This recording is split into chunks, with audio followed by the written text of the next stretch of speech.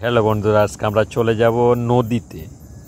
নদীতে যেখানে মাছ ধরা হয় সেখানে আমরা দেখব চরক বড়শি আছে, চরক বড়শি নিয়ে যাব আজকে আমরা মাছ ধরার জন্য।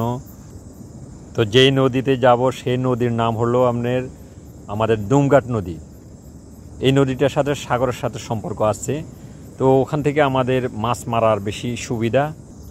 সবার সাথে থাকবেন।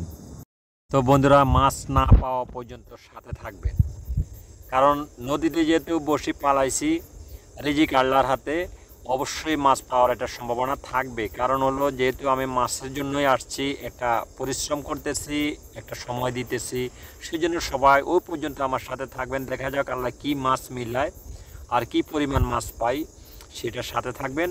অল্প সময়ের একটা ভিডিও দিলাম, দেখা যাক আমাদের ভাগ্যে কি আছে। সবাই আমার জন্য একটু দেখবেন, যে দেখেন কি করতেছি। এই পর্যন্ত সবাই থাকবেন। আল্লাহ হাফেজ।